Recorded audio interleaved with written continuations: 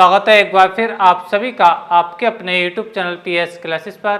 तो दोस्तों आज के इस वीडियो लेक्चर में हम पढ़ेंगे वैद्युत द्विध्रुव अर्थात इलेक्ट्रिक डाइपोल क्या होता है। साथ ही साथ दोस्तों आज के इस वीडियो लेक्चर में हम पढ़ेंगे वैद्युत द्विध्रुव आघूर्ण अर्थात इलेक्ट्रिक डाइपोल मोमेंट क्या होता है। तो दोस्तों आज का ये वीडियो लेक्चर आप लोगों के लिए बहुत ही महत्वपूर्ण होने वाला है। देखिए स्टूडेंट, मैं इसको इतना महत्वपूर्ण क्यों बता रहा हूँ, देखिए मैं आपको अभी बताता हूँ कि बेटा आज का टॉपिक जो हम पढ़ने जा रहे हैं अर्थात वैद्युत द्विध्रुव या वैद्युत द्विध्रुव आघूर्ण जो हम पढ़ने जा रहे हैं बेटा, देखिए ये ऐसे टॉपिक है बेटा कि इन टॉपिक से आपके बोर्ड एग्जाम में शॉर्ट क्वेश्चन भी बनते हैं और लॉन्ग क्वेश्चन भी बनते हैं। ठीक है, देखिए आपको बताना चाहूँ, देखिए लॉन्ग क्वेश्चन कैसे बनता है पहले मैं लॉन्ग को बताऊंगा, फिर आप इसका शॉर्ट क्वेश्चन इस टॉपिक से कैसे बनता है फिर उसको बताऊंगा।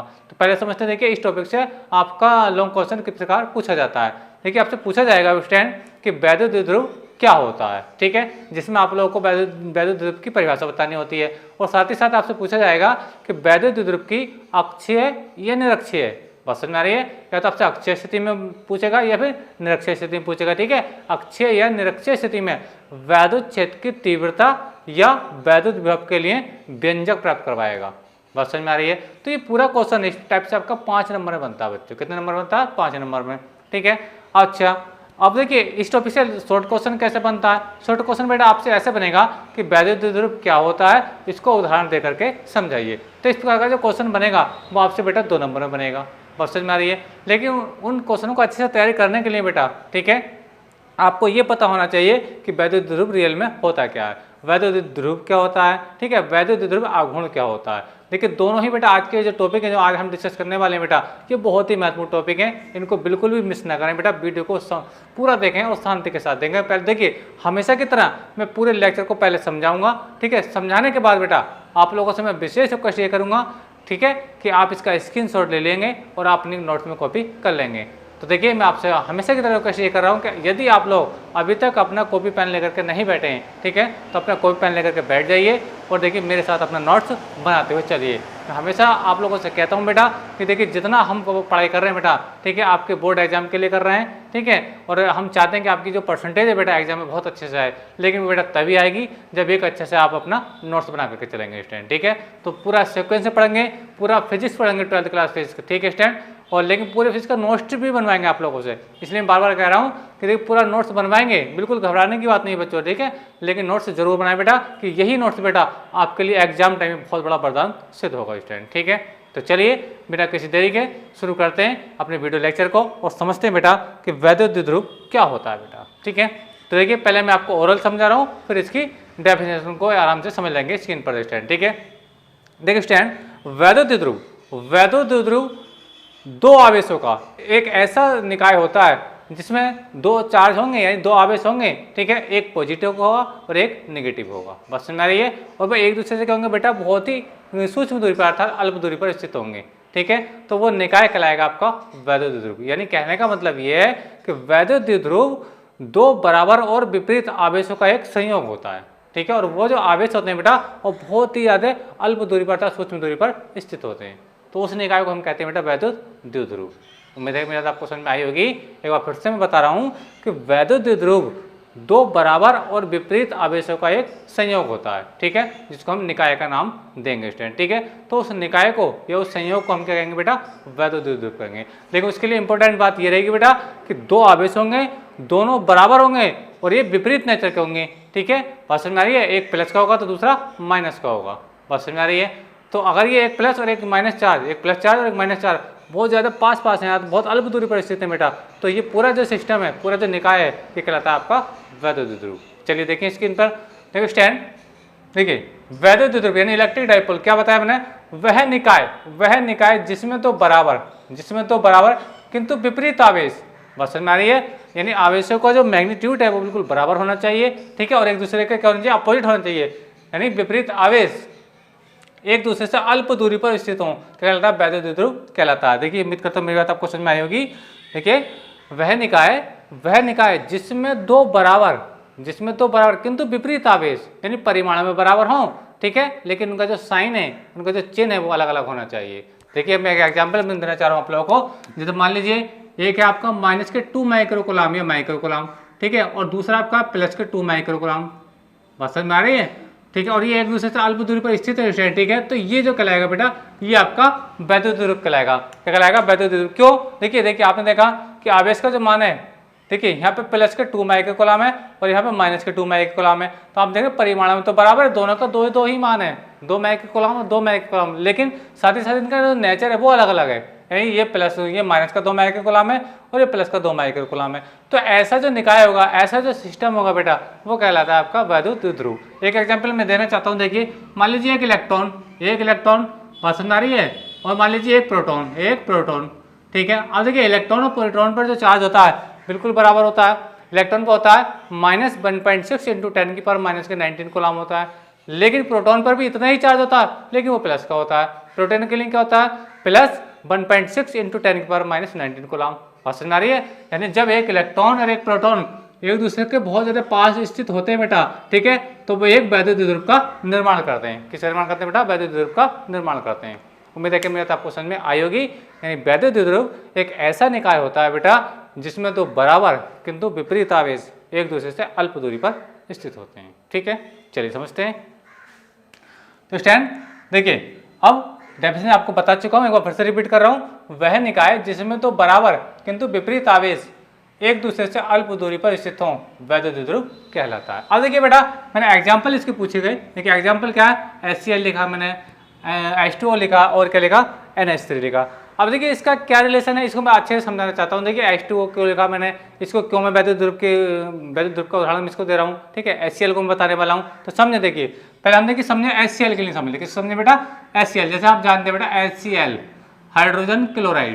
देखिए बेटा जब ये ब्रेक होता है, जब ये टूटता है, समझे लिए मेरी बात को ध्यान समझे, तो क्या होता है? ये H+ देता है, बात समझ आ रही है, और दूसरा क्या देता है बेटा? आपका Cl- देता है। उम्मीद है कि मेरे आपको समझ में आई होगी। यानी जब HCl का वियोजन होता है तो ये क्या देता है? ये H+ देता है, और दूसरा क्या देता है? Cl- देता है। अब ये जो प्लस है बेटा, ये जो प्लस है, ये आपका बेटा क्या? धनावेश है, और ये जो क्या बेटा? Cl- है, यानी ये जो आप माइनस देख रहे हैं, ये क्या आपका बेटा? ऋणावेश है। बात समझ में आ रही है? यानी इसमें जो आप ये प्लस देख रहे हैं, ये क्या? धनावेश है, और ये दूसरा क्या आपका? Cl-, ये क्या आपका? ऋणावेश है। बात समझ में आ रही है? अब जब एक H+ और एक Cl- आपस में जब मिलेंगे तो इनके चार्ज भी पास आएंगे। बात समझ में आ रही है? चार्ज पास आएंगे। यानी कहने का मतलब ये, जब एक HCl का अणु बनेगा, इसी क्रिया को अगर मैं रिवर्स करके देखूं बेटा, तो आप इससे क्या बनेगा? HCl बनेगा। तो इसमें ये पॉजिटिव चार्ज और नेगेटिव चार्ज बेटा बहुत ज़्यादा क्या कहते हैं बेटा? बहुत ध्यादा समीप आ जाते हैं, अर्थात इनके जो बीच की जो डिस्टेंस होती है बेटा बहुत सूक्ष्म होती है, बहुत अल्प होती है। इसलिए हमको कहते हैं बेटा, इसीलिए हमने HCl को हमने वैद्युत ध्रुव के उदाहरण के तौर पर हमने यहाँ पर लिया है। उम्मीद है कि मैं आपको समझ में आई होगी। यानी HCl के अंदर क्या होता है? एक H+ होता है, दूसरा Cl- होता है, और होना क्या होना चाहिए? हम परिभाषा में तो ये पढ़ लें कि दो चार्ज हों, एक दूसरे के बराबर हों, एक दूसरे के विपरीत भी होना चाहिए। तो देखिए आप देख रहे हैं एक प्लस और एक माइनस, यानी परिमाण में तो बराबर हैं, लेकिन इनका नेचर अलग है। ये प्लस का और ये क्या का? माइनस का है। बस समझ में आ रही है? जैसे कि आप यहाँ पे इसको देख सकते हैं, ठीक है। यानी कहने का मतलब एक माइनस का चार्ज है, एक प्लस का चार्ज है। बात समझ आ रही है? और ये बीच की जो दूरी है, इसको हम आगे भी डेफिनेशन पढ़ेंगे, वैद्युत ध्रुव आघूर्ण की तब इसकी आवश्यकता पड़ेगी। लेकिन अगर मैं बात करता हूँ तो एक प्लस और एक माइनस, और ये जो आप ये कोई सिस्टम देख रहे हैं, बात समझ आ रही है, तो यही निकाय क्या कहलाएगा? वैद्युत ध्रुव कहलाएगा। इसी प्रकार आप देखो जल को समझ सकते हैं, H2O को समझ सकते हैं। देखिए H2O को समझाना चाहूँगा, देखिए यहाँ पे समझे इसको। देखिए स्टूडेंट H2O क्या होता है? H2O का जो वियोजन होता है H2O, यानी मैं इसको HOH लिख सकता हूँ। बात को समझें। देखिए H2 ये है, H2O तो दो हाइड्रोजन है, दो हाइड्रोजन आपके पास है, ठीक है। फिर क्या? ऑक्सीजन है, तो ऑक्सीजन को देख लिया, ऑक्सीजन भी आएगा। अब इसका जो वियोजन होता है बेटा, इसका जो वियोजन होता है, आपने इसको रिवर्सिबल के रूप में देखना चाहें तो ये क्या होता है? H+ होता है। क्या होता है? ये H+ होता है, और ये क्या होता है बेटा? आपका OH क्या होता है बेटा? माइनस होता है। उम्मीद है कि यहाँ तक मेरी बात आपको समझ में आ रही होगी, ठीक है। यानी जल के लिए अगर मैं इसका जल का वियोजन देखूँ तो क्या होता है? एक H+ होता है, दूसरा क्या होता है? OH- होता है बेटा, ठीक है। देखिए अब आवेश एक दूसरे के बराबर है, यानी ये एक प्लस है तो ये क्या? ये माइनस है। समझ में आ रही है? और जब जल का एक अणु बनेगा तो ये दोनों चार्ज क्या जाएंगे बेटा? बहुत ही ज़्यादा अल्प दूरी पर आ जाएंगे, अर्थात बहुत ही निकट आ जाएंगे स्टूडेंट, ठीक है। तो इसी प्रकार यही कारण है कि हम जल को भी हम वैद्युत ध्रुव के उदाहरण के तौर पर लिख सकते हैं। बात समझ में आ रही है? तो अब उम्मीद करता हूँ कि मेरी बात आपको अच्छे से समझ में आ चुकी होगी। देखिए वह निकाय जिसमें दो बराबर किंतु विपरीत आवेश एक दूसरे से अल्प दूरी पर स्थित हो, कौन वैद्युत ध्रुव कहलाता है। एग्जाम्पल मैंने बताया HCl, जैसे कि इसको मैं आपको बता रहा था कि जब एक HCl का अणु बनेगा तो H+ और Cl- यानी प्लस और माइनस चार्ज एक दूसरे के बहुत क्या पास आ जाएंगे, ठीक है।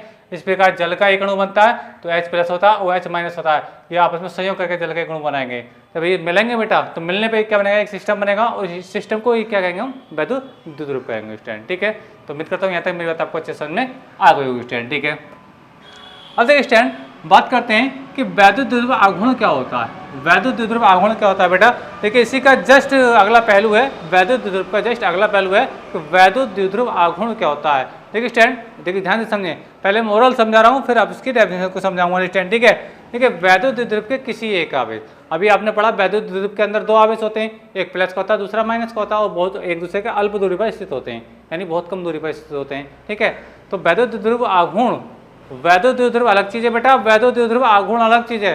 अधिकांश बच्चे गलती कर जाते हैं, लेकिन ध्यान समझे, वैद्युत द्विध्रुव अलग है और वैद्युत द्विध्रुव की जो डेफिनेशन है वो अलग है। बात समझ में आ रही है?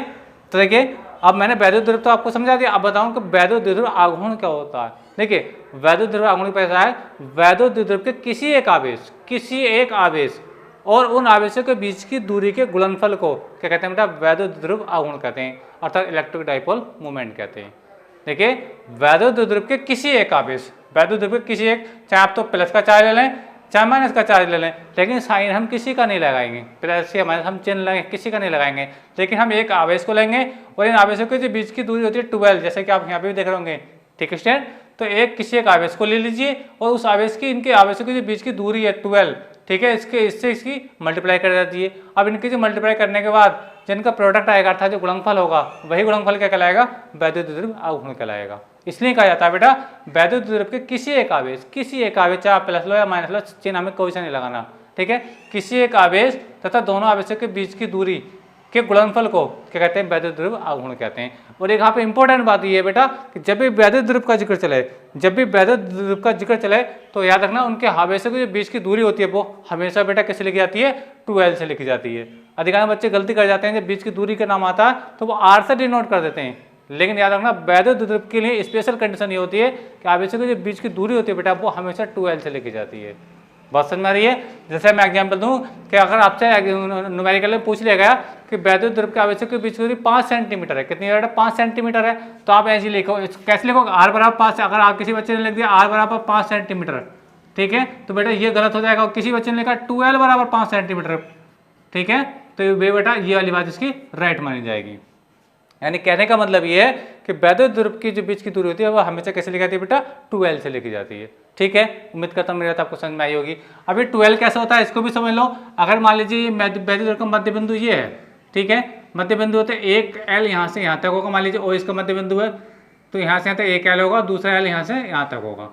ठीक है, तो इस प्रकार से कहते हैं कि वैद्युत द्विध्रुव के जो आवेशों की जो बीच की दूरी होती है बेटा वो 12 होती है। ये हम अभी न्यूमेरिकल में पढ़ेंगे, हालांकि मैं आपको बताता हुआ चल रहा हूँ। ठीक है, देखिए अब मैं आपको अपनी परिभाषा पर आता हूँ। वैद्युत द्विध्रुव आघूर्ण क्या होता है, देखिए वैद्युत द्विध्रुव के किसी एक आवेश तथा दोनों आवेशों के बीच की दूरी के गुणनफल को वैद्युत द्विध्रुव आघूर्ण कहते हैं। इसे हम P से प्रदर्शित करते हैं। उम्मीद है कि यहाँ तक मेरी बात आपको समझ में आई होगी। अब देखिए मैंने लिखा बच्चों कि माना AB एक वैद्युत द्विध्रुव है, AB एक वैद्युत द्विध्रुव है, जैसे कि आप स्क्रीन पर देख रहे हैं, AB एक वैद्युत द्विध्रुव है, ठीक है, जिसके A सिरे पर प्लस Q आवेश है, A सिरे पर प्लस Q आवेश है और B सिरे पर माइनस Q आवेश है, और दोनों आवेशों के बीच की दूरी क्या है बेटा, 12 है। ठीक है, तब वैद्युत द्विध्रुव आघूर्ण क्या होगा, देखिए सुनो, आप जो मैं बता रहा था वही समझो। माना AB एक वैद्युत द्विध्रुव है, जैसे कि आपको बता रहा था, जिसके A सिरे पर प्लस Q आवेश, जैसे कि आप देख रहे होंगे स्टैंड, तथा B सिरे पर माइनस Q आवेश स्थित है, B सिरे पर माइनस Q आवेश स्थित है, और दोनों आवेशों के बीच की दूरी कितनी है बेटा, 12 है, जैसे कि आप स्क्रीन पर देख पा रहे हैं स्टैंड। ठीक है, तब वैद्युत द्विध्रुव आघूर्ण क्या होगा, P बराबर क्या होगा, Q × 12। Q मैंने क्या कहा था, किसी एक आवेश को ले लो, चाहे इसको ले लो चाहे इसको ले लो, इसमें कोई दिक्कत वाली बात नहीं है। तो कोई सा एक हमने आवेश लिया और इनके बीच की दूरी क्या बेटा, 12। ठीक है, हमने इसकी इससे गुणा करा दी, यानी कोई सा एक आवेश और आवेशों के बीच की दूरी का जो गुणनफल होता है वही क्या कहलाता है, वैद्युत द्विध्रुव आघूर्ण कहलाता है। ठीक है, अब बात करते हैं इसके मात्रक की। तो मात्रा देखिए, आवेश का मात्रक होता है कूलाम, तो कूलाम हो गया। ठीक है, C बना दिया मैंने। अब क्या देखिए, 2 तो कोई अंक है, यानी कांस्टेंट राशि है, इसका तो कोई मात्रक होता नहीं है। हाँ, L कोई दूरी है, L कोई दूरी है, डिस्टेंस है, डिस्टेंस, इसका मात्रक होता है क्या होता है, मीटर होता है।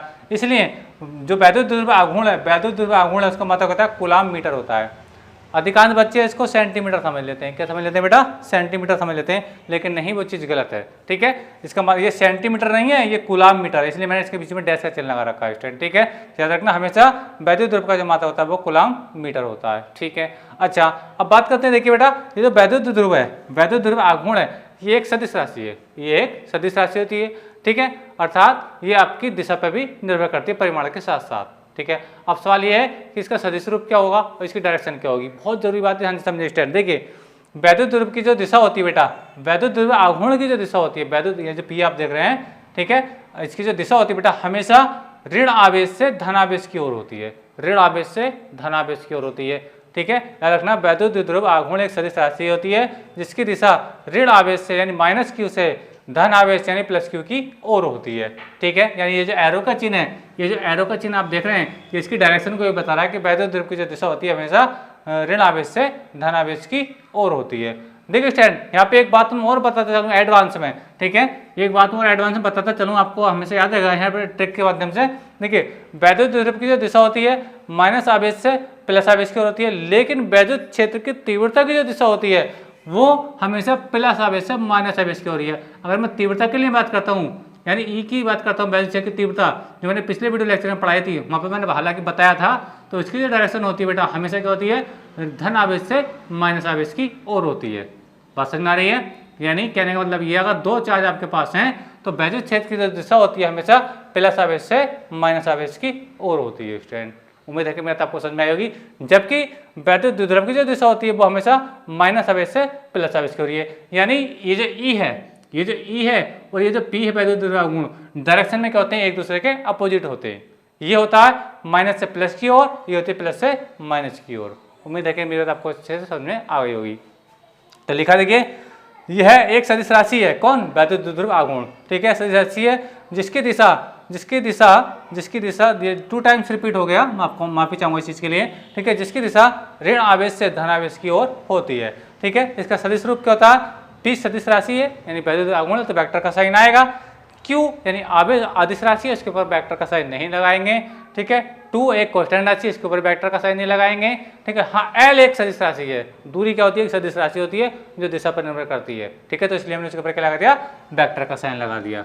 ठीक है स्टूडेंट, तो ये वैद्युत आघूर्ण का जो सदिश रूप है वो क्या होता है, P vector is equal to Q into 2l vector student. ठीक है, तो उम्मीद करता हूँ बच्चों कि यहाँ तक मेरी बात आपको समझ में आई होगी स्टूडेंट। ठीक है, तो वीडियो बेटा अगर आपको रियल में अच्छा लगा तो आप लोगों से मेरा विशेष रिक्वेस्ट है कि अपनी मेहनत का केवल आप लोगों को इतना चाहता हूँ कि प्लीज़ वीडियो को लाइक और शेयर जरूर करते चलें और मुझे कमेंट करके जरूर बताएं कि लेक्चर आपको समझ में आया कि नहीं आया स्टूडेंट। ठीक है, तो लेक्चर अगर आपको अच्छा लगा तो मेरा बार बार आप लोगों से विशेष रिक्वेस्ट है बेटा वीडियो को लाइक और शेयर जरूर करें बेटा। और चैनल पर नए हैं तो 12th क्लास फिजिक्स का A to Z इसी तरीके से सिलेबस पढ़ने के लिए आज ही हमारे चैनल को सब्सक्राइब कर लें और बेल आइकन का बटन जरूर दबाएं बेटा।